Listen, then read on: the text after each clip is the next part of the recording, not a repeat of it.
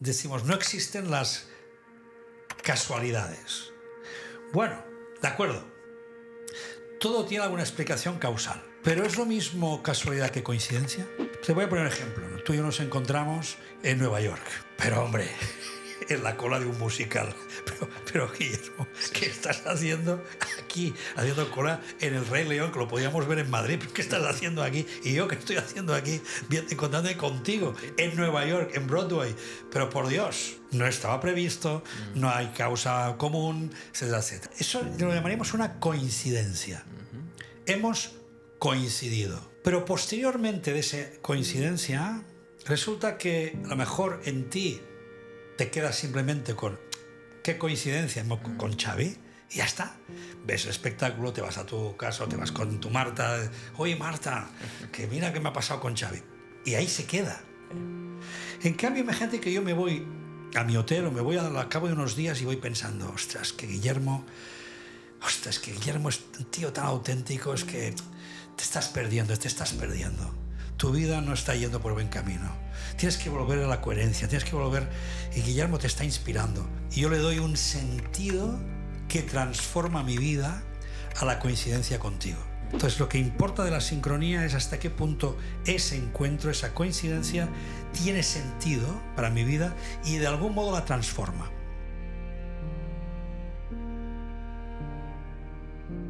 Bueno, pues bienvenidos un día más a Piensa Diferente Podcast, el lugar donde ponemos de manifiesto el pensamiento único, el pensamiento del ser humano, que realmente es diferencial, que ya sabemos que todos tenemos una manera diferente de pensar, pero lo que hacemos aquí es darle voz a personas que viven desde un lugar diferente, que viven desde un lugar en el que pueden conectar desde la parte esencial y desde ahí crear una realidad. Y hoy me hace muchísima ilusión que esté presente con nosotros Xavier Guix. Xavier, encantado de estar aquí.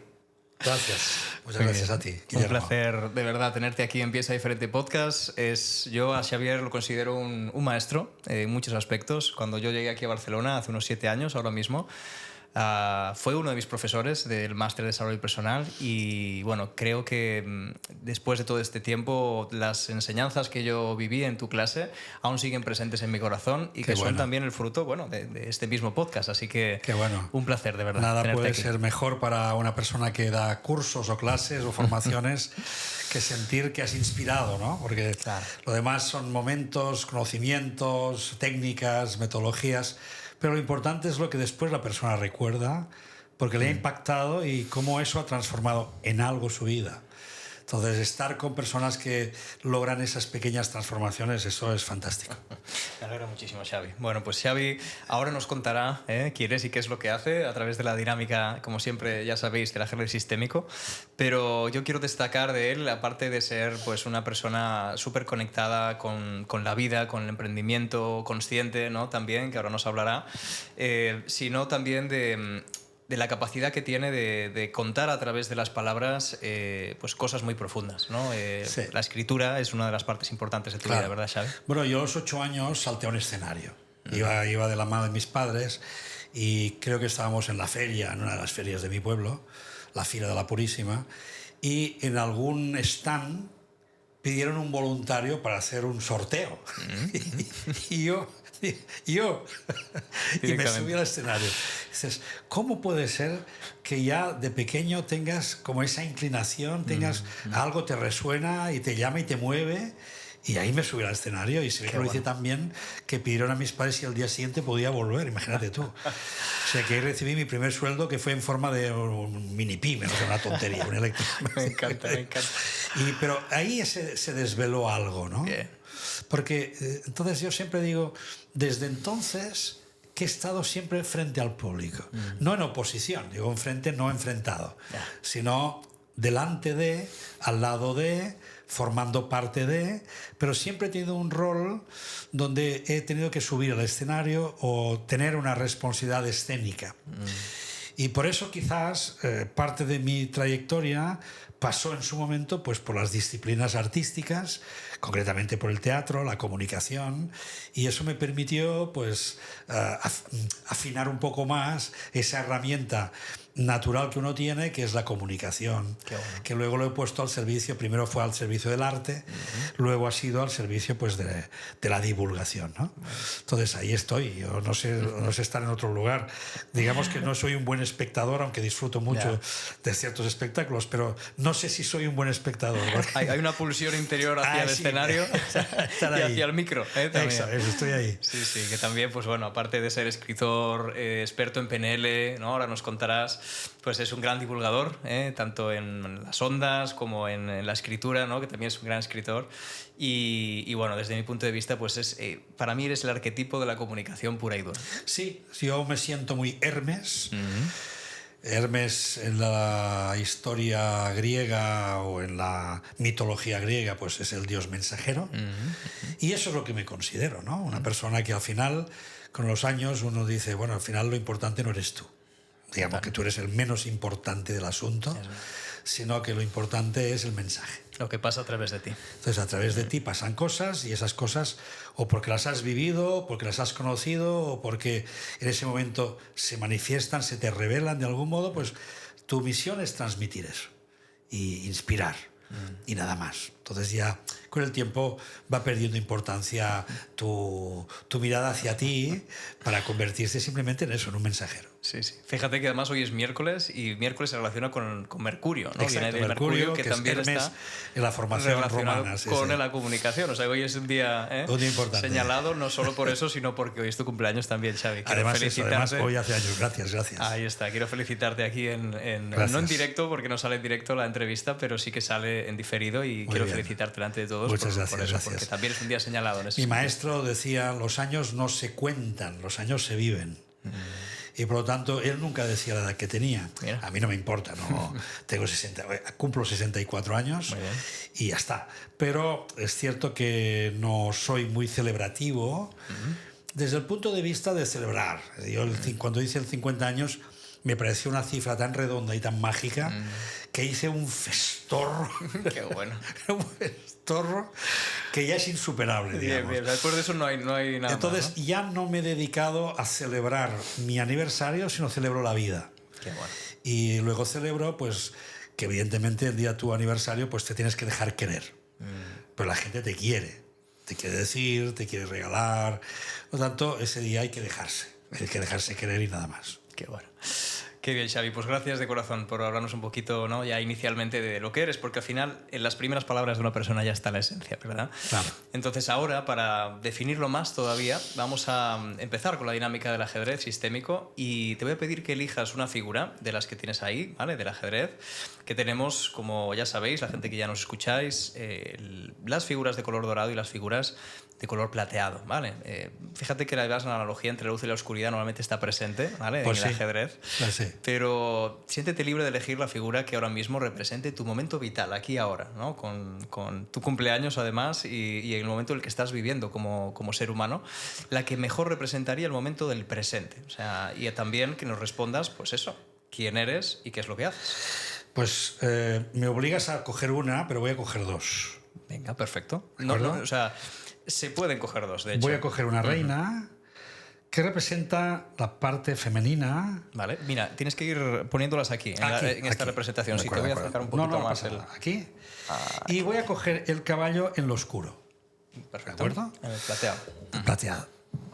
Entonces, para mí tiene significado las dos, porque uno no vive solo una dimensión, uno se vive en muchas dimensiones, pero generalmente se está moviendo en dos dimensiones, que son la luz y la oscuridad. Ahí está. Tanto en la luz, yo creo que estoy en un momento de integración progresiva de mi parte femenina. Yo he sido durante mucho tiempo muy pater, aunque no tengo hijos. Bueno, energía yang, ¿no? Pero he sido muy pater y muy en todas partes, el padre de todo el mundo. Vale. Y actúo mucho desde el padre ordenador, el padre que ordena, el padre que jerarquiza, que manda. Padre bueno, eso sí, padre bueno, no un padre mal, padre bueno, pero padre, ¿no? Sí. Entonces, estos últimos años me he ido abriendo más a la experiencia del amor, a la experiencia de integrar más esa parte más acogedora, esa parte más yin, esa parte más de hacerse hueco para que quepa lo importante, lo esencial, ¿no? Y el caballo representa los saltos, ¿no? Que yo creo que en esa dirección no es una dirección única, sino que tiendo a dar saltos. Y de vez en cuando me voy para aquí, me voy para allá. Y también estoy en un momento que, a la vez que estoy teniendo esta figura de fondo, que es la figura dorada, en la forma me siento muy saltarín. Como que voy probando cosas, como que estoy de aquí para allá, como que tampoco no hay un asentamiento claro respecto a mi vida. Creo que todavía estoy en un momento vital donde se va asentando el espíritu y va buscando la forma en que se puede aposentar. Eso es, como domar el caballo, ¿no? Estás domando el caballo desde la reina, ¿no? Eso es. Sería un poquito eso. Muy bien. Mira, el lugar donde la representas dentro de lo que es la tabla sistémica, que es redonda, como los caballeros de la tabla redonda, ¿verdad? Claro. Es importante también. ¿Tú elegirías ese mismo lugar donde están ahora? También es importante donde está mirando el caballo, si mira a la reina, si mira a otro lugar. ¿Sería ese el lugar dentro de lo que es la representación? Sí, quizás. ¿O moverías bueno, la centraría un poco más. Vale. Y el caballo efectivamente no miraría a la reina, lo miraría hacia afuera. Es decir, hacia afuera. Aún tiende como a buscar, a ver fuera, a buscar por fuera, ¿no? Yo he sido más extravertido que introvertido. Entonces, las personas extravertidas, a pesar de que intentamos tener una vida de mucha interioridad, pero ya de por vida tenemos una tendencia hacia mirar afuera, ¿no? Mirar qué ocurre en el mundo, mirar las cosas que suceden e intervenir en ello. Entonces, por eso a veces hay una contradicción entre la mirada hacia afuera y la mirada hacia interior. adentro. Por eso es la representación. Muy bien, perfecto. Además, ahí con los dos arquetipos, luz y oscuridad. Genial. Bueno, pues cuéntanos desde ahí, bueno, aparte ya de la persona que eres, háblanos un poquito también de lo que haces, ¿vale? Es decir, de lo que es tu dedicación profesional, Sí. ¿vale? Pues cuéntanos un poquito más. Actualmente, desde la pandemia hacia acá, ha habido un boom extraordinario de la psicología. Entonces yo creo que no hay psicólogo formador en psicología, counseling, terapeuta, coaching, que no tenga casi la agenda llena, porque hay mucha necesidad de ordenamiento. La gente está viviendo también, después de la experiencia con el COVID, pues han pasado cosas. Más que pasar cosas, se han revelado aspectos que estaban ocultos y que pasaban de largo, porque nuestra vida está muy ocupada. Mucho trabajo, mucho estrés, mucho rendimiento, y entonces el parar, estar ese tiempo tan largo parados, ha puesto de relieve aspectos, algunos muy positivos, y las personas han podido quizás agendarse de forma diferente, pero también ha revelado aspectos negativos. Totalmente de acuerdo. Entonces, esos aspectos que tienen que ver más con temas muy internos de la psicología, ¿no? Temas motivacionales como la protección, la seguridad, el apego, la sexualidad, el reconocimiento público. Es decir, se han puesto de manifiesto muchas cosas. Ha salido toda la sombra de golpe. Toda la sombra de golpe. Entonces, claro, yo creo que ha habido una necesidad enorme de encontrar sentido de nuevo, reordenar todo eso, en fin, situarse psicológicamente y recuperar una cierta normalidad. Entonces, mi tarea mayor es esa. A la vez sigo haciendo formaciones, las que tú ya conoces, y además los retiros, que son ahora, desde hace unos años, he introducido, de hecho ya hace bastantes años, he introducido el tema de los retiros, porque me parece un espacio hermosísimo donde ahí lo integramos un poco todo, ¿no? Espacio para ti, interioridad, conocimiento, autoconocimiento, trabajo en el cuerpo, espacio para ti, retirarte, ¿no? Ese retiro, que retirarse no es aislarse del mundo, sino es ahuecarse a uno mismo, hacerse un espacio para que te puedas contemplar a ti mismo. Decir, oye, ¿cómo estoy viviendo? ¿Cómo va mi vida? ¿Cómo estoy transitando? ¿Estoy viviendo lo que quiero vivir? Entonces los retiros sirven para eso. Nosotros proponemos cada retiro por la temporalidad, si es otoño, primavera, verano, pues temas un poco diferentes y unidos un poco al momento, ¿no? Como la fruta, es como decir, ahora toca esa fruta porque es la que la naturaleza nos la da. Ahora viene el retiro de otoño, pues el retiro de otoño es el soltar, la caída de las hojas, el vacío. Entonces es un retiro que trabajamos mucho el tema del vaciamiento y la plenitud, esa doble condición. Además de eso sigo divulgando. Ahora me viene una temporada muy de escritor, es decir, que este año y el próximo no creo que invente nada nuevo en los otros aspectos, sino que se va a incrementar, porque ya tengo la agenda en este sentido programada, toda mi parte como escritor. Entonces está previsto algunas publicaciones, están previstos algunas recuperaciones de títulos anteriores. Por lo tanto, todo esto me va a llevar que hasta bien finales del 26 prácticamente tengo la agenda como escritor ocupada y de hecho ocupa mucho espacio, porque escribir necesita también de mucho... su reposo y su tiempo. Exacto, por lo tanto, ahora voy a estar más, digamos, enfocado hacia ahí. Qué bien, qué bien. Bueno, pues gracias por abrirnos un poquito también esa parte y bueno, aunque aquí siempre trato de darle fuerza a las dos, es decir, a tu momento vital, un poco como hemos hecho ahora con la primera pregunta. Ahora hablaremos un poco también de tu pasado, de momentos importantes que has vivido desde ahí y luego también haremos una mirada hacia el futuro, ¿vale? Para que todos los tiempos estén presentes aquí ahora.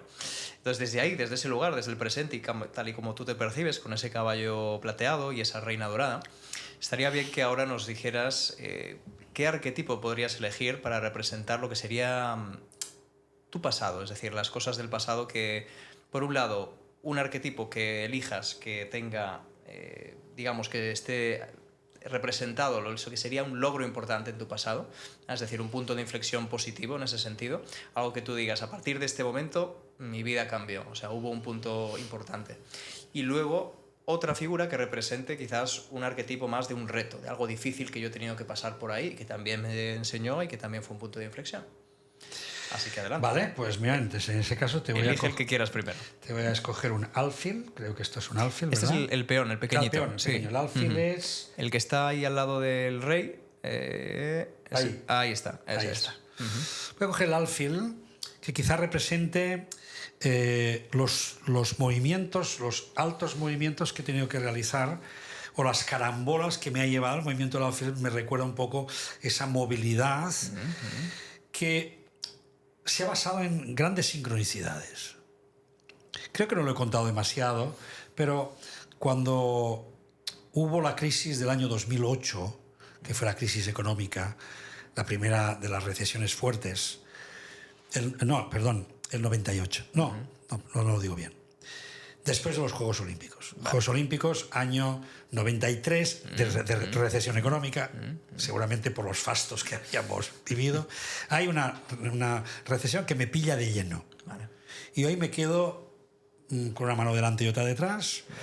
No encuentro trabajo como actor, no encuentro trabajo en los medios, porque habíamos hecho saltos a la televisión fue relativamente bien y me quedé en el limbo.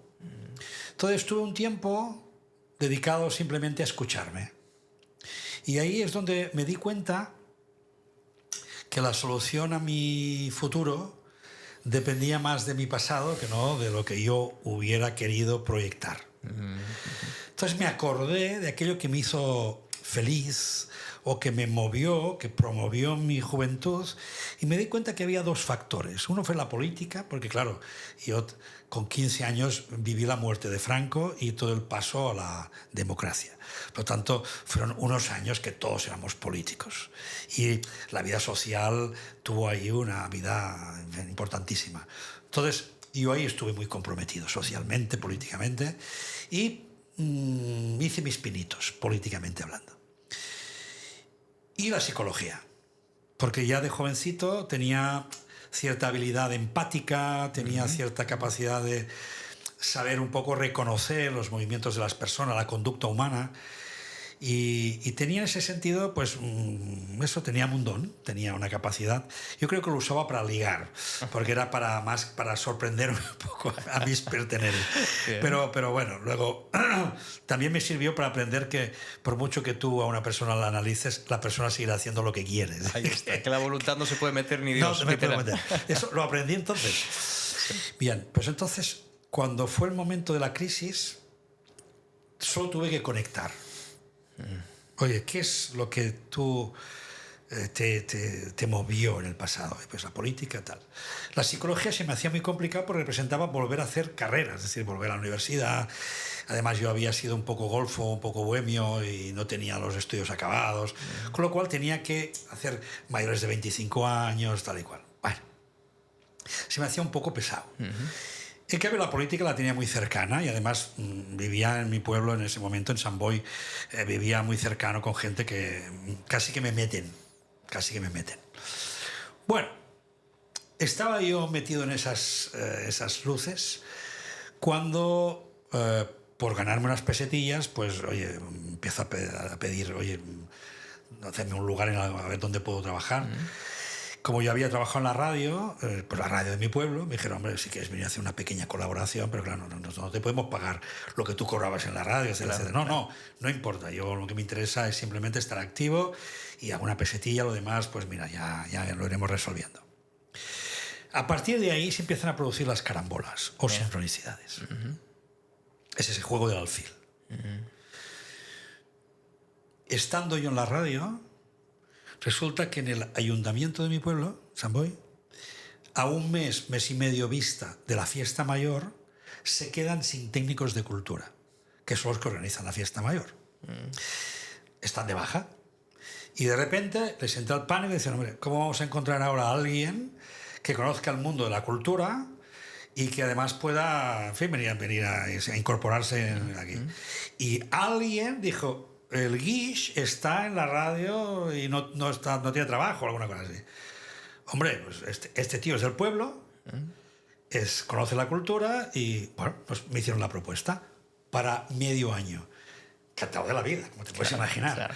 Bueno, ese medio año, donde además de organizar la fiesta mayor, también organicé el Altaveo, que es como una de las propuestas culturales de mi pueblo, y la cabalgata de Reyes. Pude hacer una innovación en la cabalgata de Reyes de mi pueblo. O sea, ahí se me acabó el contrato, pero me daban como medio año más si quería continuar, e incluso me ofrecían entrar como interino con plaza prácticamente asegurada. Ahí se produjeron dos cosas. Primero, vinieron los políticos, oye, ¿por qué no nos ayudas, tal y igual? Hombre, yo soy de la comunicación, os ayudo en la comunicación. Entonces, me convierto en el que lleva la campaña electoral de un partido. En ese momento, Convergencia y Unió. Y por otro lado, me hacen una propuesta para quedarme fijo en el ayuntamiento de mi pueblo. Bien, al ayuntamiento digo no, por una sencilla razón. Mi experiencia como funcionario, pues no. Lo siento, no era para ti. Lo siento, pero no era para mí. Y, oye, se ve muy bien como funcionario, ¿eh? Sí. Pero eso no era para mí. Fichar cada día hacer lo mismo durante años.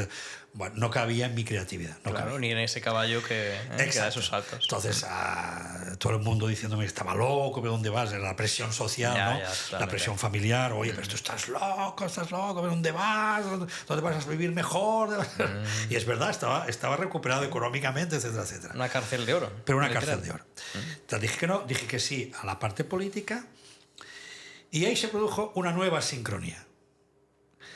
Como representante o como organizador de la campaña, como director de campaña, me mandan a Castelldefels, a un hotel, donde se encuentran todos los directores de campaña de toda Cataluña del partido.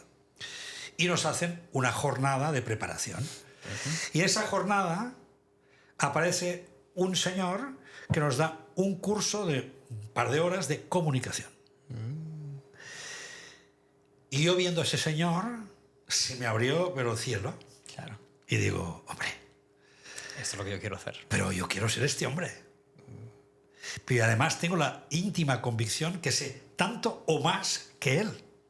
que era muy bueno, ¿eh? Claro. Era muy bueno. Y nada, ahí me entró el jamacuco, ahí es donde conectas, tu alma se conecta con la realidad que tienes que vivir, vi la luz y bueno, ahí me entró la urgencia, me fui... Ya no el gusanillo, sino la serpiente, ¿no? con la fuerza que fui, que el director del banco donde fui a decirle, oye, quiero hacer un proyecto empresarial, quiero hacer una empresa de comunicación, etcétera, etcétera, tienes que ayudarme. Pero mi gente, como me vio, que me dijo... Venga, vamos, y me puso ahí los medios, los recursos, en fin, todo. Por lo tanto, ahí es donde arrancó mi vida comunicativa y mi vida dedicada a la formación. Qué bueno. Lo que me llevó como consecuencia que al empezar porque cuando tú estás alineado es besar el santo. Entonces, nada más abrir la empresa, me sale un gran proyecto, Casinos de Cataluña, para hacer unas formaciones a todo el personal de todos los casinos durante 2 o 3 años. Una cosa impresionante. Lo hice además con otra sincronía, lo hice conjuntamente de la mano de un gran, que era Joan Baptista Humet. Él, que había dejado también de cantar, entonces se dedicó a la formación y nos encontramos ahí los dos. Entonces pasamos unas veladas y te puedes imaginar un hombre como él, con lo que había vivido, y me encontré además un hombre tremendamente espiritual, que estaba viviendo una experiencia con un maestro suyo en Italia, que era una cosa impresionante. Entonces nos pasábamos los viajes y las comidas hablando siempre de estos temas. O sea que para mí fue enriquecedor, pero eso, sincronías, ¿no? Y eso me llevó ya a la necesidad de hacer psicología. Porque digo, ahora ya estoy haciendo una formación que precisa de una base... Más peso, ¿no? Más peso, incluso un reconocimiento por tu parte. Entonces, venga. Y ahí uniste la psicología con la comunicación. Exacto. ¿No? Y entonces, fíjate que empecé mi carrera a los 35 años, la acabé a los 40. O sea, yo hice la carrera de mayor. Y empecé ya a dedicarme, porque además, en medio de estos 5 años, de los 35 a los 40, ahí mi vida también da un vuelco, porque aparece el maestro. Entonces, ahí en medio de todo ese follón, aparece mi maestro, Oriol Pujol Brutau, un venerable jesuita que había abandonado la orden y junto con Vicente Ferrer y estaba en la India y que venía aquí en Barcelona de vez en cuando a evangelizarnos un poco a todos. Era un hombre, un gran maestro del acompañamiento y claro, cuando tú encuentras tu maestro no hay duda. Hay que ir por ahí. No hay duda. Entonces estuve durante, no sé si son 10 o 15 años a su lado, participando de todos los cursos que él hacía, en fin, muy, muy cercano a él, aunque no, tampoco es que fuéramos amigos, pero sí muy cercano, simpáticamente hablando, y de mucha confianza, ¿no? Y así fue hasta que prácticamente murió, ¿no? Yo creo que asistí realmente al último curso que él dio aquí, al cabo de un año moría, en la India, en Goa. Ahí entró también la programación neurolingüística, entonces aparece también ahí la PNL. Ya existía, o sea, ya la PNL había entrado aquí hacía 1 o 2 años, por lo tanto fui no de los primeros, de la primera generación, pero sí la segunda generación que se acercó a la PNL de una forma más activa. La hice toda en el Instituto Gestalt, y Alan Santos, Vicente Ferrer, no, Vicente Oliver, y Joan Garriga, Mireia Dardé, en fin, la gente que estaba por ahí por la casa. Claro.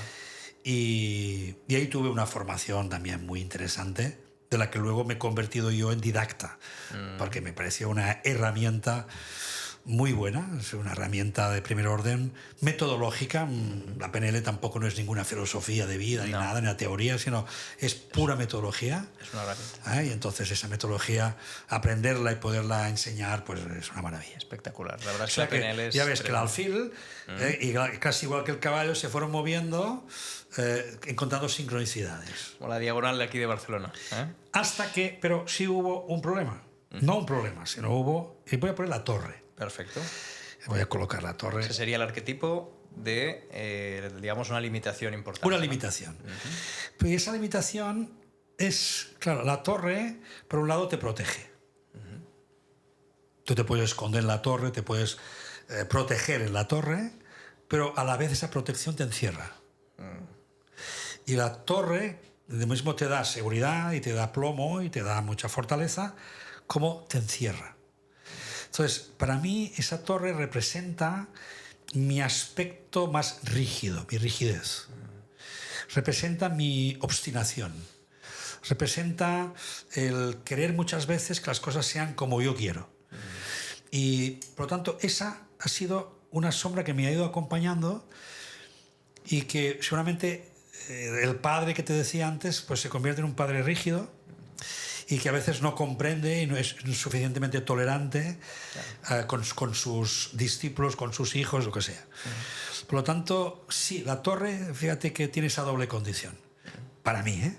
Entonces me ha dado fortaleza, pero también me ha encerrado hasta que, por suerte, pues entre las muchas formaciones que he ido haciendo a lo largo de mi vida, encontré un sistema también metodológico sobre la conciencia que se llama Avatar, es un sistema americano.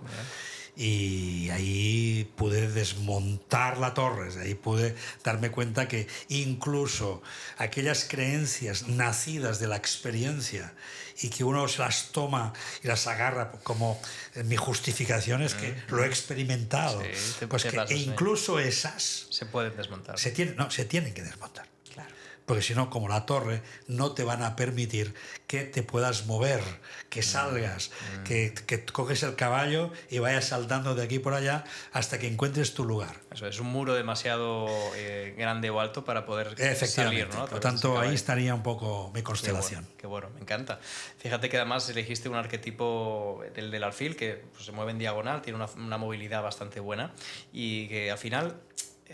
a mí lo que me interesa sobre todo, lo que has comentado, es el tema de las sincronías, porque eso me has hablado también mucho en, ¿no? en las clases de las sincronías. Claro que sí. Y me gustaría que hablaras un poquito de ellas, de las sincronías. ¿Qué es una sincronía? Bueno, la sincronía, si atendemos a la formación o formulación junguiana, que de hecho el padre del concepto sincrónico es Jung, claro, Jung decía, ¿qué es una sincronía?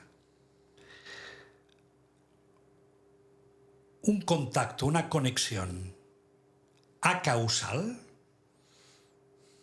que se basa en una coincidencia significativa. Vale, vamos a explorar cada punto. Eso es. Primero, hay una conexión.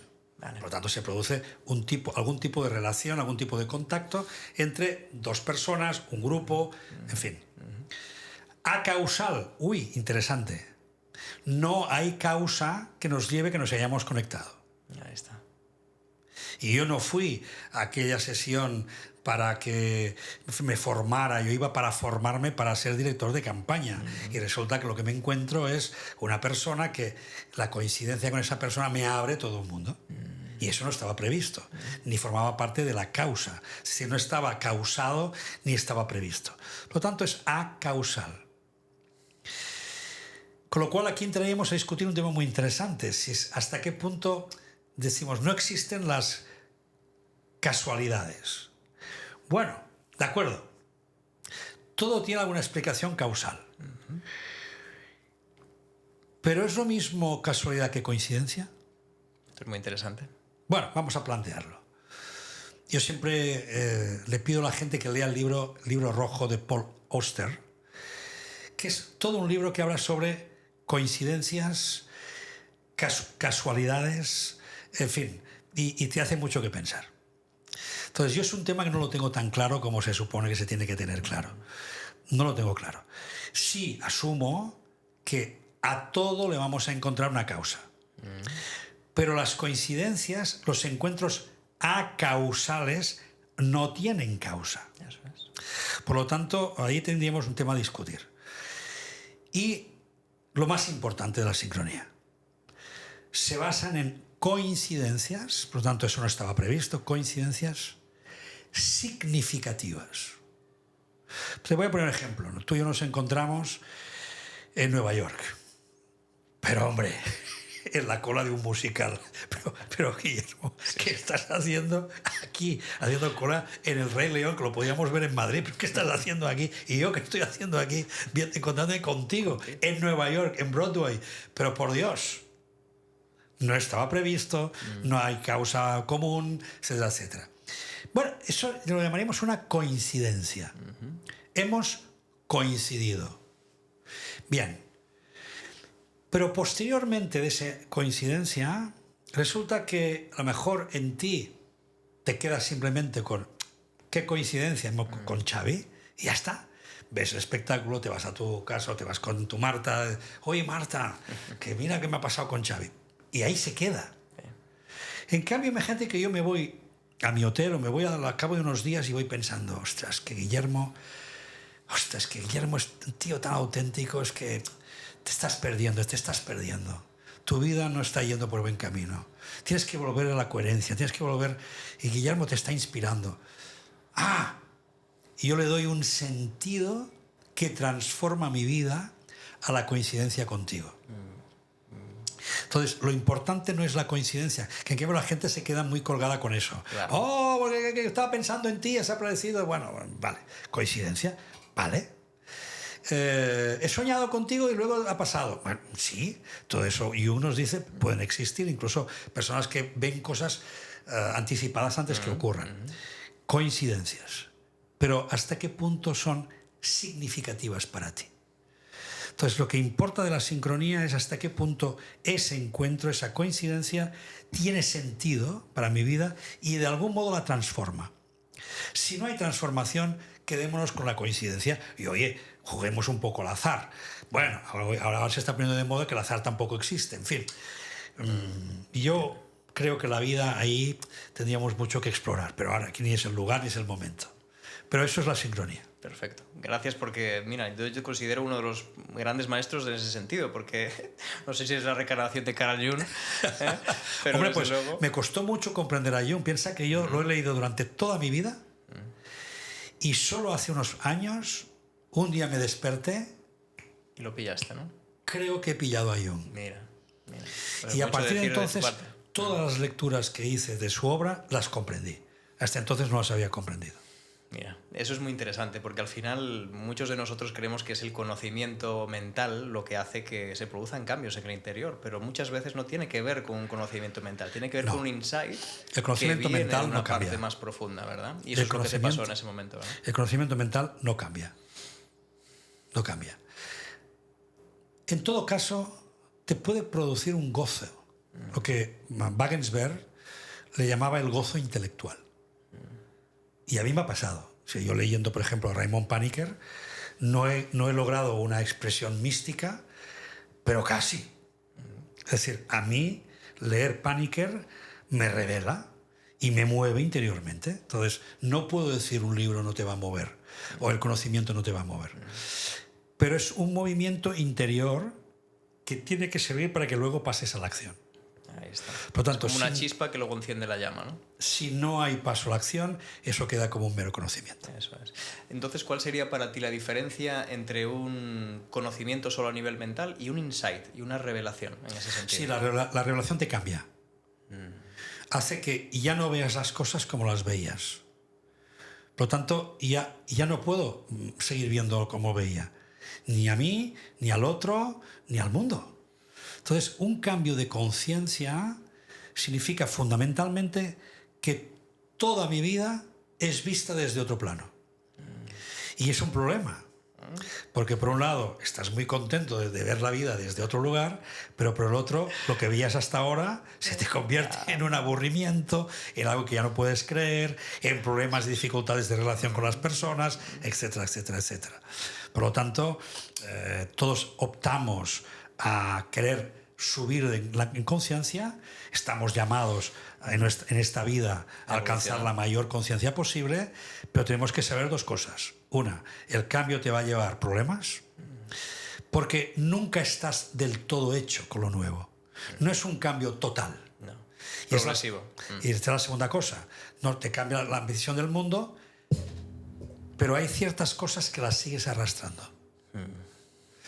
Entonces ahí resulta que nos damos cuenta que a pesar de que alcanzo nuevos conocimientos, nuevas visiones del mundo, en algunos aspectos sigo apegado o sigo teniendo una aversión absoluta. Sí. Hay una parte de sombra que yo desde mi corazón siento que te acompaña siempre. Exacto. Por lo tanto, no vas a alcanzar grandes cotas hacia arriba si no resuelves las sombras de abajo. Es muy, muy interesante. Porque si no, es que no puedes crecer, porque esto no te lo permite. Solo te va a permitir un conocimiento intelectual, te va a permitir, sí, que tengas algunas revelaciones, pero no te va a permitir la completa experiencia que uno tiene si ha resuelto o va resolviendo sus sombras. Totalmente. Pues aquí tocamos un tema importante, así que quiero que nos hables de la sombra. ¿Qué sería para ti la sombra en base a todo lo que has estudiado, todo lo que has trabajado y también has vivido interiormente en tu vida? ¿Qué sería para ti la sombra? La sombra está claro que es todo aquello que yo reprimo en mí porque no me gusta, porque no lo tolero como imagen mía o lo he rechazado porque lo he vivido mal.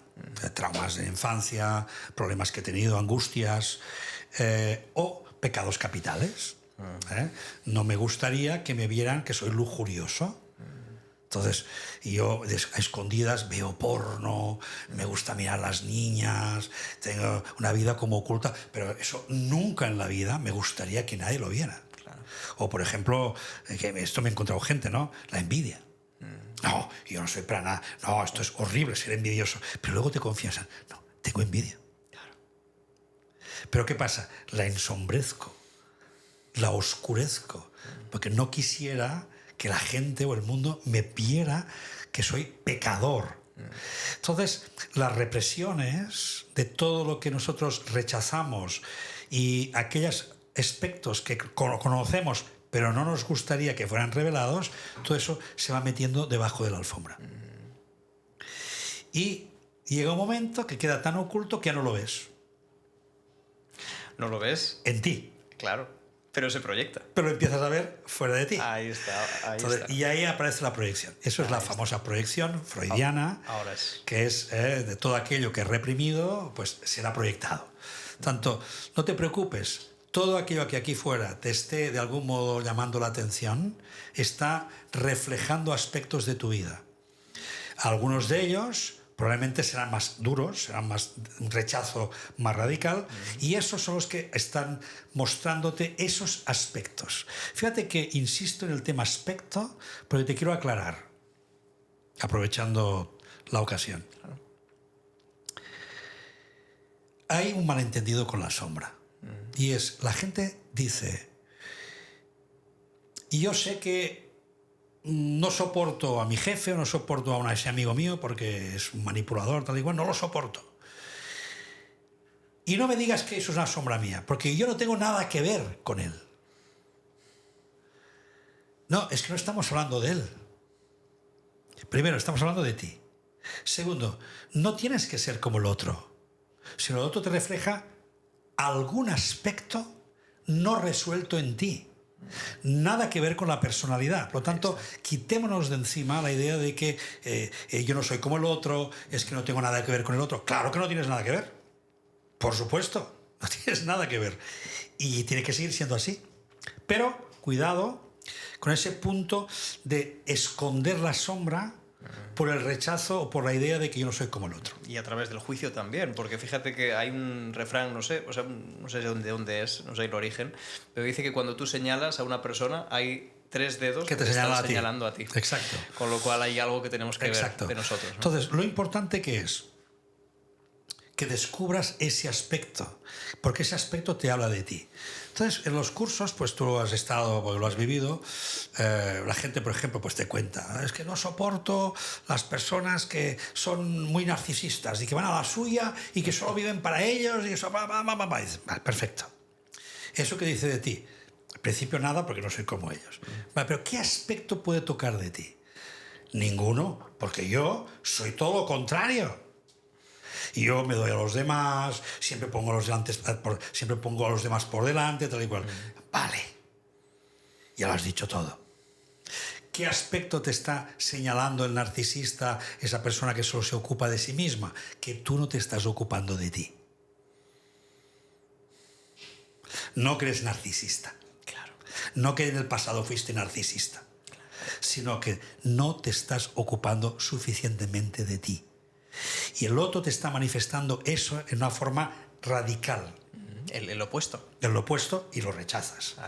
Pero estás rechazando una parte de ti que es ocuparte de ti. Quizás no darte tanto a los demás. Quizás ocuparte más de ti. Quizás poner ciertos límites, pero no los pones. Entonces no soportas que el otro se lo salte a la torera. Claro. Ahí está.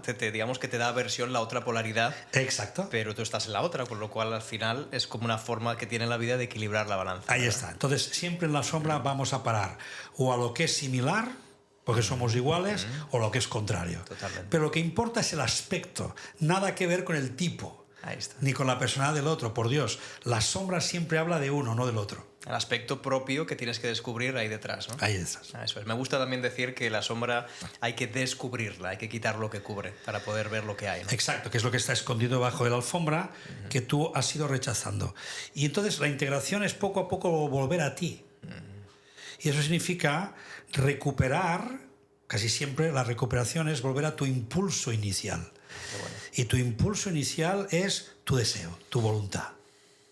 ¿Pero yo qué quiero? Oye, pues recupera eso. Porque la sombra no solo es un aspecto, sino que te está recordando continuamente hasta qué punto has dejado de ser tú. Bien, por ejemplo. Tanto recupera el impulso inicial y sé tú. Qué bueno. Gracias, Xavi, de verdad, de corazón, por eso. Porque al final yo te considero realmente un experto en la sombra, en cómo poder verla. En con cómo tantos poder... años y tanta gente que he tenido que trabajar, es lo has ido inevitable. desarrollado, es inevitable. Es inevitable poder hacer callo, ¿no? En ese sentido. Así que, bueno, gracias por esa sabiduría. Y ahora me gustaría que, volviendo al ruedo, volviendo al tablero de ajedrez, representaras, una vez que ya tenemos el presente y el pasado, pues el tiempo que nos queda, ¿verdad? El futuro. Es decir, ¿cuál sería la visión de futuro para ti, desde donde ahora mismo tú estás, y cuál sería ese yo del futuro en el que te proyectas, evidentemente desde la proyección, vamos a decir, positiva, ¿no? Es decir, Claro. ¿cuál sería tu visión del futuro para muy para claro. ti? Ahí voy a... ¿ Este es el rey? Ese es el rey. Pues mira. El rey dorado. El rey dorado al ladito de la reina. Muy bien. Ahí estamos integrando, que significa para mí la integración de todos los aspectos, el futuro como camino de empoderamiento, pero no de tener más poder, sino de ejercer el que tienes, Ahí está. desarrollar aquel que eres tú. Entonces, fíjate que curiosamente, cuando estaba escribiendo el último libro, El problema de ser demasiado bueno, que ha tenido un gran éxito, Ha sido muy bueno. y está siguiendo Muy bueno. siendo un muy buen libro, me propuse, cuando lo estaba escribiendo, digo, este libro que no tenía ningún referente, no tenía autores que hubieran trabajado sobre el tema, o sea, era un libro nuevo. Claro. Entonces yo tenía un temor, decir, pero ¿va a entender alguien? ¿Pero esto será una pájara mía? ¿Esto le va a interesar a alguien? Entonces me di cuenta que estaba entrando en el espacio de mis neuras conocidas, que son justamente el ver lo menor, el ver la carencia, el ver otra vez se va a producir lo mismo, otra vez te vas a quedar como casi. Ya. Casi que lo logras, casi que eres el número uno, casi que... Pero te quedaste por ahí. Te quedaste Sí, por ahí. es esa herida de carencia, ¿no? De carencia. Entonces, yo ahí fui consciente. Y digo, no, esto se ha acabado. Esto vamos a darle ya el vuelco y no te queda otro remedio que la entrega absoluta a lo que la vida te traiga desde la abundancia. Ahí está. Por lo tanto, lo que venga, aunque te dé vértigo, y me lo dio en algún momento, vértigo de verdad, sí, vértigo de verdad, pero vamos para adelante.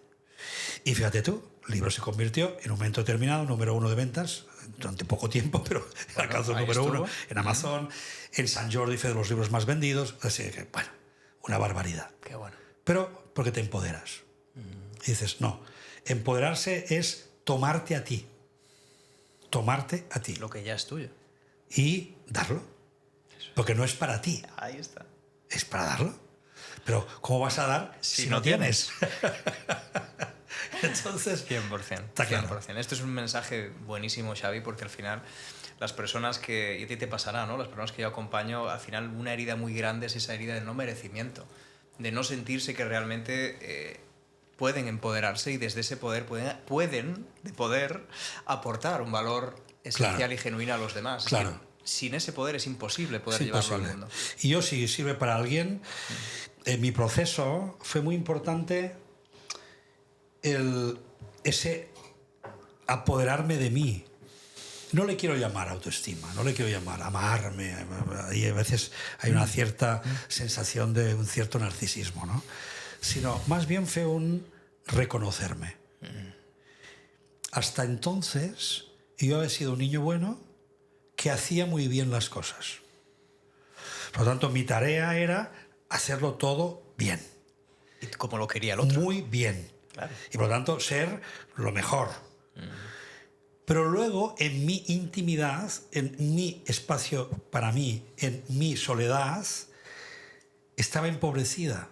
No había nada para mí. Era todo siempre en función de dar. Cuando tú te abres a recibir, cuando tú ya te recibes a ti y recibes la vida y recibes lo que, en fin, la vida te va dando, y ahí es donde empezó para mí el empoderamiento. Lo digo por que nadie se piense que hay una tarea aquí de autoestima, un trabajo de estarme diciendo frases bonitas, sino más bien es una decisión. Es una decisión deliberada de crear eso en mí. No esperar que me venga, que me crezca, que me vaya, no. Es una decisión. Y eso me ha enseñado mucho, porque ahora le puedo decir a la gente, no esperes que las cosas te vengan. No esperes a sentirlo. Que mucha gente todo espera a sentirlo. No, decídelo. Porque al decidirlo lo estás creando. Entonces crea a través de la decisión lo que quieres, pero lo vas a crear sintiéndolo. No es una creación fría. Claro. Es una creación con un nivel alto de convicción y con la emoción que corresponde a decir, sí, disfruto, me siento deseoso del éxito, me siento deseoso de lo que sea. Y eso es lo que acompaño. Por lo tanto, es una decisión con su convicción. Es el nivel mental y el emocional yendo por el mismo camino. Exacto. Y confluyendo para tu mayor bien. Que eso llamamos coherencia, porque es pienso, siento, que yo añado pienso, digo, siento y hago de forma acorde, de forma alineada. Me encanta que le pongas el puntito comunicativo ahí, que es Hombre, súper importante. es que si no dices lo tuyo, entonces se queda ahí dentro. Ahí está, y es que venimos a eso. Y fíjate que la voz, dicen, ¿no?, que es una de las frecuencias primigenias, ¿no?, que ha habido, ¿no?, que en el universo lo primero que hubo fue como un gran ruido, ¿no? Partimos desde ahí, ¿no? Y la voz para mí es algo súper importante. Entonces fíjate que tú hablabas ahora de cómo hacer, ¿no?, esa transición y cómo poder realmente conectar con algo genuino, sabiendo que esa parte genuina es la que hace que realmente consigamos las cosas, ¿no? Y escuchar esa voz interior y luego unirla con una convicción, digamos, la energía yin de escuchar esa intuición. Exacto. Con la energía yang de sacarla hacia afuera. Exacto. ¿De qué manera tú crees que se pueden unir ambas? Bueno, porque aquí está donde una vez ha aparecido la intuición, una vez ha aparecido en ti como claridad, es como decir, sí, sí, sí, pero no porque me lo he metido en la cabeza. No sí porque, bueno, voy pensándolo y a lo mejor, o me cojo a alguien que también lo está haciendo, a lo mejor sigo ese camino. No. Es un sí de verdad. Es un sí interior. Y dices, me parece que va por ahí.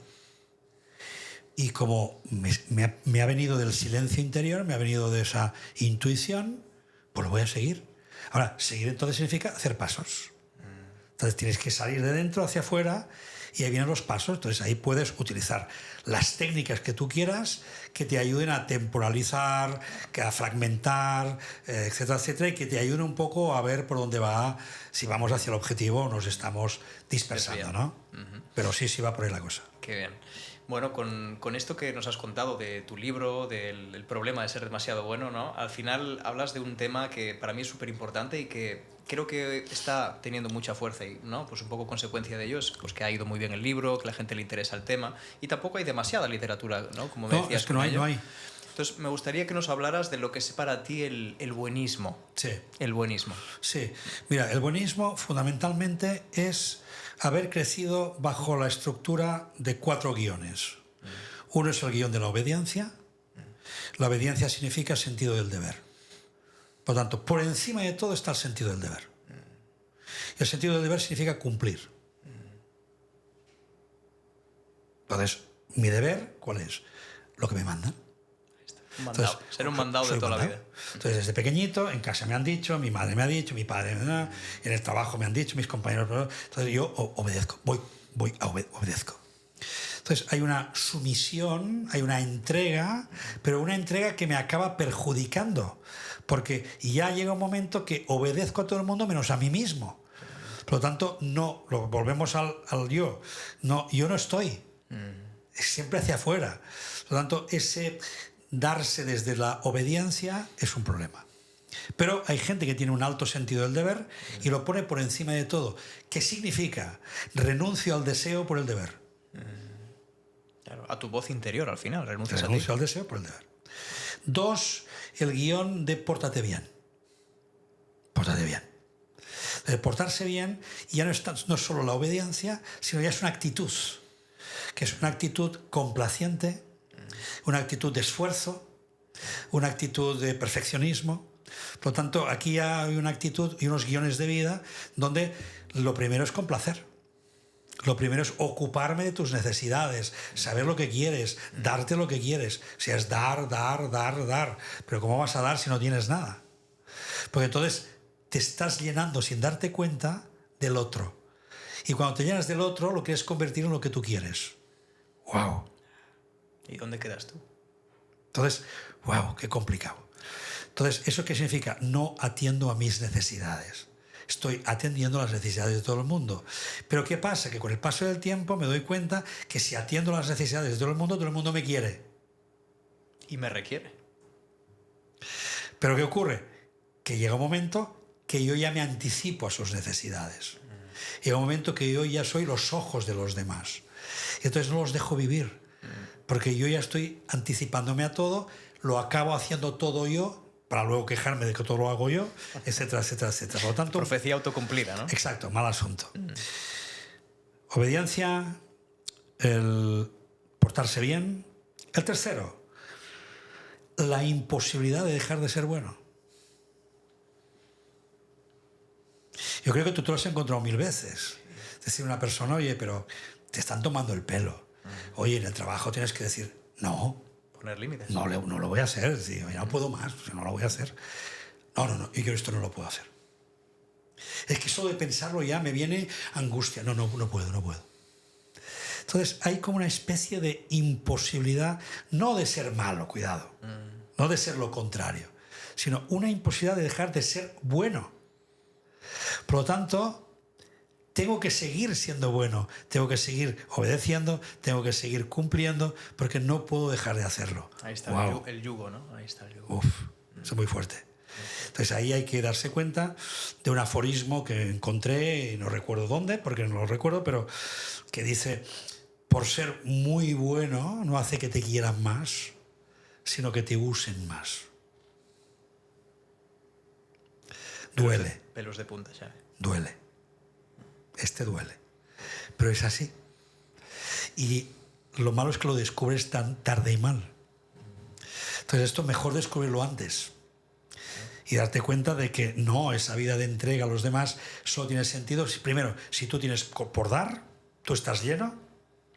Y segundo, si no esperas nada. Es decir, simplemente doy porque me apetece, porque es o porque creo que es mi deber, pero un deber que yo admito, es decir, que yo lo estoy tomando como parte de mi deber personal. Y que lo eliges también. Lo elijo, no es obligado. Ahí está, que parte de un sentimiento genuino dentro de ti. Exacto. Y el último es la ira reprimida.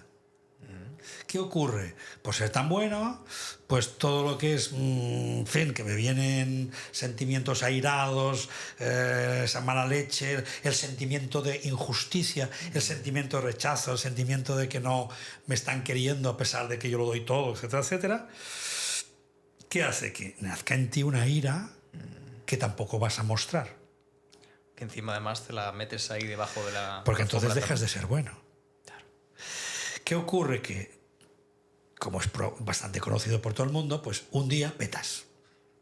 Famoso día que no puedes más, famoso día que te has levantado con el pie izquierdo o llevas días dándole vueltas y ese día montas el pollo. Entonces, todo tu alrededor te mira con cara de extrañez y dice, ¿pero qué te pasa? Que ya estoy cansado, que ya... Entonces, ¿qué ocurre? Has actuado desproporcionadamente ante una situación que no requería ese airamiento. Entonces, esa desproporción muestra que el problema está oculto en ti. ¿Y sabes qué va a pasar? Que no lo vas a resolver. Porque como te has portado tan mal, has sido tan desproporcionado, tú mismo has acabado riñéndote a ti mismo, Por lo tanto, has vuelto al redil de nuevo para portarte bien. Y encima además con culpa ahora. Con culpa. Con culpa. Entonces, imagínate con estas 4 cosas tenemos suficiente para definir, y te podría contar muchas más cosas, Sí, pero sí. estas son las claves básicas para entender el buenista. Buenísimo, me encanta. De hecho, además, es eso, ¿no? Que al final hay como una sensación, después de todo ese proceso en el que das demasiado, te sientes mal por dar demasiado, te juzgas a ti mismo también por hacerlo, ¿no? Y luego hay esa sensación de culpa por haberte abierto encima desde la rabia. Y volvamos de nuevo, porque me siento Vuelve otra vez culpable, el ciclo. y volvemos Vuelvo al a ser ciclo. bueno, vuelva a tal. Es súper interesante, ¿sabes? Es importante entender, no hay que ser bueno, tampoco malo, sería un opuesto. Hay 2 cosas que hay que hacer. Una es no ser bueno, sino hacer el bien. No es lo mismo. Entonces, hacer el bien empieza por el bien a mí mismo, porque el primer bien me lo debo a mí. Tanto hacerme el bien a mí y a la vez hacia ti. Tanto que el bien nos movilice, que el bien sea nuestro objetivo finalista. Pero el bien, no el ser bueno. Y la otra cosa es ese movimiento entre el bien y el mal, que sería como una oscilación. Hay una oscilación, en Cábala utilizamos mucho la palabra oscilación. La oscilación entre el bien y el mal. ¿Pero eso qué significa? ¿Que tengo que ser un poco malote y un poco bueno depende de las circunstancias? No. Porque eso sería estar en un extremo o en el otro. Pendular. O pendular entre lo uno y lo otro. No, no. La oscilación significa conocer el bien y conocer el mal. Conocer los extremos para poder ir, como decía Buda, por ese camino del medio, ¿no? Conocerlo. Entonces no se trata de equilibrar y estar en un punto medio, sino oscilar en función de lo que voy viviendo, me va ocurriendo, sabiendo qué es ser bueno y sabiendo qué es ser malo. Me encanta. Aparte, mira, yo comparto mucho con la gente que acompaño, Xavi, que hay como un equilibrio en la vida, pero es un equilibrio que no es un equilibrio estático, que es un equilibrio dinámico, que es como un barco, ¿verdad? Un barco se equilibra a través de las olas, yendo hacia un lado y hacia otro, ¿verdad? No Exacto. Es un equilibrio estático, No, es un imposible. equilibrio Exacto. dinámico, ¿no? Es Entonces, muy buena metáfora. ahí está. Entonces, al final tenemos que encontrar en ese punto en el que podamos ir hacia la luz, hacia la oscuridad, ir, ¿no? Digamos, alternando entre una y otra, sabiendo que en el camino estamos avanzando, ¿no? Que hay un progreso, que hay una evolución, ¿no? Y que a través de eso pues podemos descubrir partes que no conocíamos de nosotros, parte que no conocíamos del otro y partes que no conocemos tampoco de la vida. Esto es la ventana de Johari famosa, ¿no? La parte abierta, la parte oculta, que son la mitad de mi conocimiento. Yo sé que hay cosas que todo el mundo sabe, cosas que solo las sé yo. Pero luego hay otra mitad, la zona ciega, aquello que yo no veo de mí, y la zona inconsciente. Por lo tanto, el autoconocimiento o el desarrollo personal a donde nos tiene que llevar es ampliar la ventana de la segunda parte, es decir, que sea una ventana donde cada vez haya más claridad, incluso en mis zonas ciegas, incluso en mi inconsciente. Al final es ampliar la mirada hacia ti y por lo tanto siempre ocurre un poco ese mecanismo, ¿no? En la medida en la que amplías la mirada hacia ti y conoces partes de ti, como que se va desplegando también hacia afuera esa mirada, ¿no? Como el caballo que normalmente está así y de repente vas abriendo el rango de posibilidades que pueden llegar a tu vida también, ¿no? Claro. Buenísimo. Pues fíjate que esto es muy interesante, el tema del buenismo, y hay un punto en el que se proyecta mucho que es en el ámbito de la pareja. No sé si tú has también acompañado a personas desde ese lugar. Sí, lo hago, sí. Es un temazo, como siempre, ¿verdad? Sí. Y en el ámbito de la relación de la pareja es muy interesante porque lo que yo me encuentro, sobre todo en las personas que acompaño a este nivel, es que la persona que más da, al final, no es la que deja la relación. Suele ser la otra persona. Y a veces es un poco chocante, ¿no? Porque dices, ostras, es que te lo he dado todo. Ya, pero a veces es la persona lo que no quiere es que le des todo, quiere que le des la parte que te toca nada más. Exacto. Y que dejes que la otra persona también dé la suya. Eso produce la dependencia emocional. Es decir, esa idea, incluso una idea que mucha gente trae por cultura, porque lo ha heredado como concepto, que es no, a mi pareja yo se tengo que dar todo. Y dices, hombre, sí, como principio ordenador, pero cuidado, no significa siempre y en todo lugar te lo tengo que dar todo. Bueno, esto es un dar y un recibir.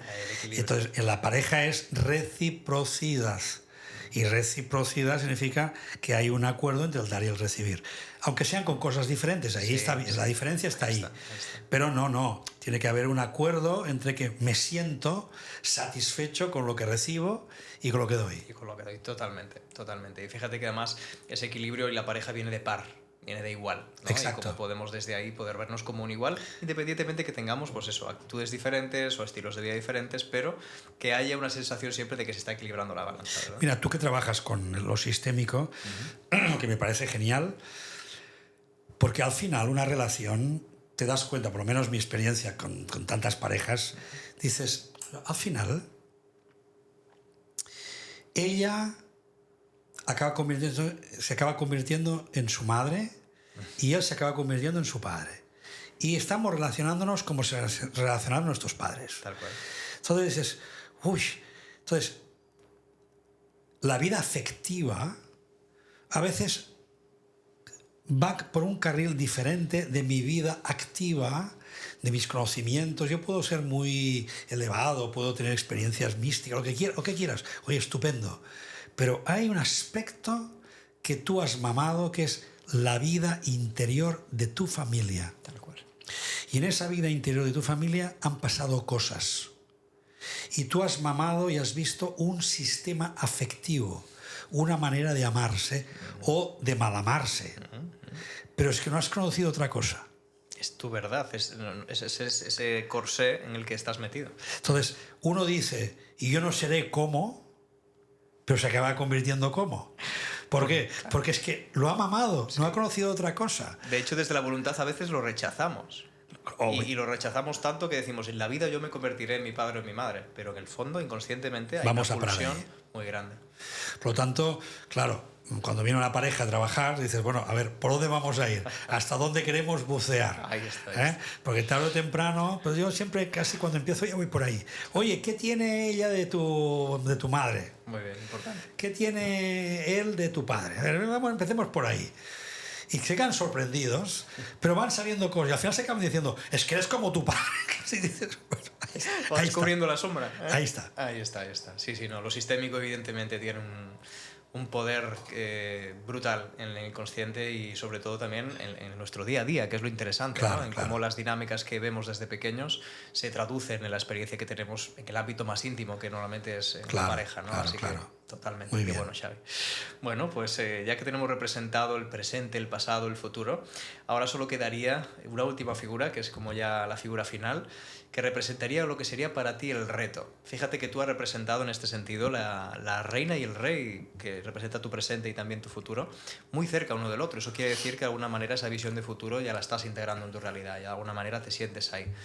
Pero lo que te pregunto ahora es, ¿cuál sería para ti el peaje a pagar para realmente integrarlo al 100%? O sea, si hubiera algo que ahora mismo sientes que sería ese reto, ¿cuál sería? El peón. En el peón dorado. Lo vamos a poner aquí. Bien, cerquita de... Que no significa un hijo, ¿eh? Del rey y la reina. No significa un hijo, aunque podría serlo. Bueno. Pero el peón, ¿por qué? Pero al final es el que se entrega a la vida. El peón es el que va adelante. Es el que da la cara.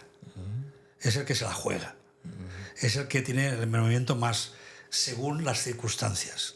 Por lo tanto, es como llegar a un punto en la vida donde te sientes que ya no la manejas tú. No eres el rey que quiere, ni eres la reina que tiene su reinado. No. Eres un peón. Un peón de la vida. Entonces, tú tienes que empoderarte, pero sabiendo siempre que quien me acaba mandando es el peón de la vida. Es la vida. Y entonces ahí no te queda otro remedio que es dejarte llevar por la voluntad de la vida. ¿Eso es una renuncia a tu voluntad? Depende. Como diría un gallego. Hay personas que entregan su voluntad a una voluntad mayor y de hecho es la manera de vivir más feliz. Porque así ya no me tengo que ocupar de organizar la vida. Es como lo que dicen, entregárselo a Dios, ¿no? Entregárselo a la Exacto, divinidad. que sea tu voluntad, no la mía. Entonces, y eso conlleva un cuidado, ¿eh? Que significa, renuncio a mi yo, y el yo nunca quiere renunciar a sí mismo, al contrario, quiere hacerlo todo. Entonces, justamente el peón representa la humildad. Representa el tocar de pies en el suelo, representa el camino que tiene que ser andado, representa el vamos a ver que nos encontramos. Y obviamente que uno tiene una orientación, tanto tiene una voluntad. La voluntad no es esfuerzo, es sentido. Tanto uno le intenta dar un sentido a su vida. Oye, yo creo que va por ahí. Y como creo que va por ahí, me voy, el peón empieza a andar para allá. Va abriendo el camino. Y yo me he empoderado, pero ahora me tiene que servir solo para que yo pueda sostener lo que el peón me vaya llevando en la vida. Y a partir de ahí veremos si me lleva por aquí, por allí. Y cuando llegue a un puerto, pues a lo mejor ahí digo, pues ya me quedo ahí. La vida no quiere otra cosa. O no, creo que eso solo es un paso más para ese camino, ese sentido que yo quiero encontrar. Entonces te moverás hacia ahí. Por lo tanto, siempre acaba mandando el peón. Es verdad, porque es el que abre camino y el que de alguna manera, fíjate que hablas de humildad y para mí la humildad, tú sabes, a mí me gusta mucho el origen de las palabras, ¿no? Y lo que significan a nivel de origen, de léxico incluso. Y la palabra humildad viene de humilitas, viene de humus, al tierra. final, que es tierra, ¿no? Sí. Es poner los pies en la tierra y decir, por mucha parte intuitiva que tenga, ¿no? Esa reina, ¿no? Por mucho energía yang, energía de poder sacarlo hacia afuera, ¿no? Lo que llevo dentro. Al final tenemos que rendirnos ante la grandeza de la vida, ¿sabes, Xavi? Y creo que esa es la tríada mágica. Fíjate que el número 3 está, ¿no? en muchos aspectos, en la espiritualidad, en la religión, ¿no? En muchos aspectos importantes de la vida. Es el padre, la madre y el hijo, ¿no? Es decir, el hijo es lo que va primero abriendo camino de manera disruptiva muchas veces, ¿no? Yo te lo digo porque yo sí soy padre y, claro. y van delante siempre. Ahí van delante siempre. Siempre. Pero tienes que estar tú detrás sosteniendo. Ahí está. En la figura del adulto y el niño, ambas. Y ayudando a que no se pierda para que encuentre su propio camino. Entonces, en términos personales sería, el peón acaba siendo mi alma y yo tengo que descubrir el propósito de mi alma. Y para poder lograr ese propósito, primero me he tenido que empoderar para poderlo sostener y descubrir. Por lo tanto, este sería un poco el juego. Y estoy de acuerdo contigo, humus, tierra, que significa somos tierra, no cielo. Por lo tanto, aunque miremos al cielo, aunque aspiremos al cielo, aunque nos abramos al cielo, seguimos estando en esta vida encarnada en el suelo. Y Santa Teresa de Jesús hablaba de la humildad como verdad. Que también es interesante. Asume tu verdad. Porque la humildad no es bajar la cabeza, sino es asume tu verdad. Sé quién eres, asume lo que eres y asume lo que vives, porque esa es tu verdad. Eso es. Entonces ahí armamos la otra tríada: verdad, bondad, belleza. Qué bonito.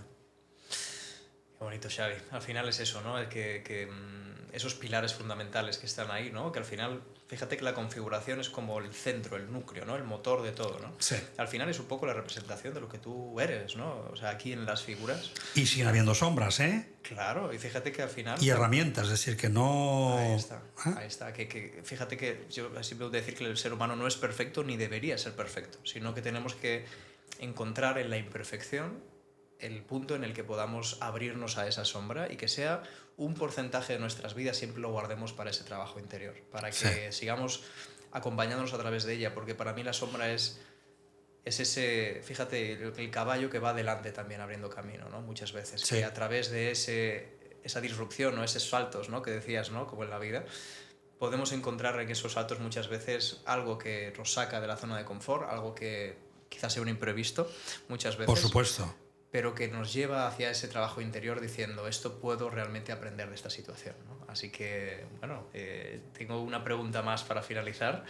Venga, vamos a por ello. Que es siempre la que cerramos, ¿no? Todo siempre el Piensa Diferente podcast. Y es la pregunta de que si ahora mismo, ¿no? Con tu vida delante, ¿no? Y sintiendo un poco ese núcleo y ese poder, ¿no? Que estás ahí, ¿cuál sería el mensaje que dejarías si tuviera llegada a su fin? Es decir, el momento en el que llegue a su fin, si hoy tuvieras que dar un mensaje, ¿cuál sería? Wow, esa es la gran pregunta, ¿no? Porque uno no se ve en esa situación. Entonces, como no la vive, la puede imaginar.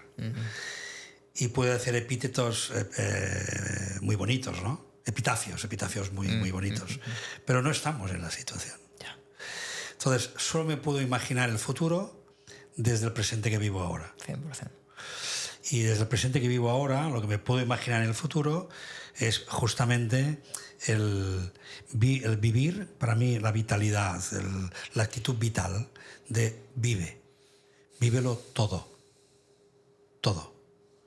Eso incluye sombras, oscuridades duras, pero también mucha luz. Y que en ese juego continuo no lo conviertas en una dualidad, que no sean dos aspectos diferentes e incluso opuestos, sino que estén integrados como una única verdad. Nuestro camino en esta vida es la dualidad, pero no una dualidad como opuestos, sino como complementos. Entonces, vive la vida en todos sus complementos. Gracias, Xavi. Gracias por ese epitafio presente, porque nos queda mucha vida, espero, ambos. Espero que sí. Y bueno, desde ahí agradecimiento absoluto, ¿vale, Xavi? Que si algo te ancla a la tierra es para mí desde mi punto de vista también esa humildad y ese agradecimiento por esto, porque la vida se está expresando a través de nosotros, porque tenemos la oportunidad de compartir este espacio juntos. Claro, y además en el día de tu cumpleaños, que normalmente suele ser un día brillante. Pues lo ha sido, está siendo gracias a ti. Que bien, gracias de corazón. Ha sido espectacular poder abrir, ¿no?, contigo la mente y poder acompañarnos en este espacio, y ojalá que también las personas que nos escuchen pues se sientan nutridas por estas palabras y por esto que hemos compartido. Y gracias de corazón por habernos abierto tu vida personal, profesional, y de verdad me siento súper conectado con tu filosofía, con tu forma de ver la vida. Siempre lo ha sido, desde el primer momento siempre ha habido esa complicidad. Y de corazón espero que durante muchos años pues esta relación siga fluyendo y floreciendo como se merece. Gracias. Así que desde aquí el mensaje a las personas que nos escuchan, siempre hacemos un mensaje final de recordar, ¿no?, de poder pasar por el corazón de nuevo, que es lo que significa la palabra recordar. El hecho de que pensar diferente es siempre la mejor forma de pensar, porque al final es ese pensamiento único, algo que nada ni nadie puede hacer por ti, que más allá del condicionamiento, más allá de esas creencias del sistema familiar y de todo lo que te llevamos en nuestro interior, podamos pensar diferente, podamos encontrar un espacio para pensar de una manera genuina y que ayude y que aporte al mundo. Así que espero que esta conversación haya aportado. Xavi, muchísimas gracias y hasta el próximo Piensa Diferente Podcast.